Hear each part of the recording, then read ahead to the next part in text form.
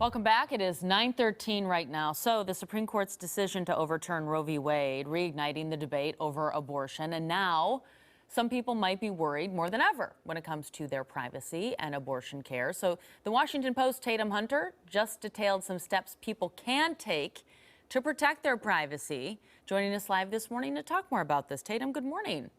Thanks for having me. Absolutely. It's good to have you. So, I have seen this actually, I got to admit, all over social media for weeks now, in fact, even since, before the decision officially came down. So start out by explaining why privacy is so important when it comes to abortions, especially right now. So, privacy advocates have their heads spinning right now because they've been warning us for years that mass data collection or, the digital surveillance economy is not just about targeted ads and whether or not you enjoy them.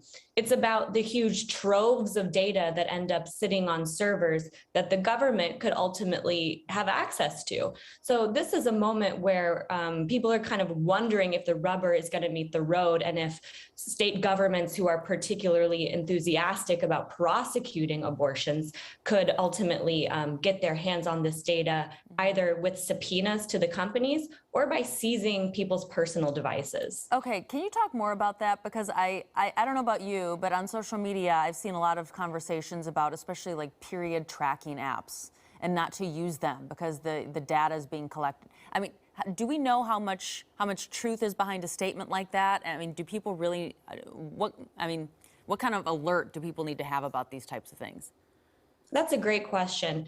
Right now, you're right that a lot of these concerns are speculative, but there is legal precedent for women's personal data from their digital devices being used against them when they're being tried for an abortion. So the answer is both. And in the case you mentioned of period apps, that's an example that could go either way. If someone in your life that you didn't want to know about your abortion, maybe it's an abusive partner or a nosy family member had access to your device, a period app would be a really easy way for them to know more about your fertility than you want them to know. Mm-hmm. On the other side, all of the data from that app could be being sent to the company and also that company's third-party partners. We see this all the time. Yeah. So then for the person using it, it becomes really tough to keep track of where your data is flying to and how safe those companies keep it. So at that point, I mean, now that we know that, I mean, you're right. Especially when it gets out to the third parties, Lord knows where, any of our data goes at that point. So what steps do we take? I mean, we can't live under a rock at a certain point. Absolutely. And I'd encourage people, read our story. There's more tips and more context in there than I can give.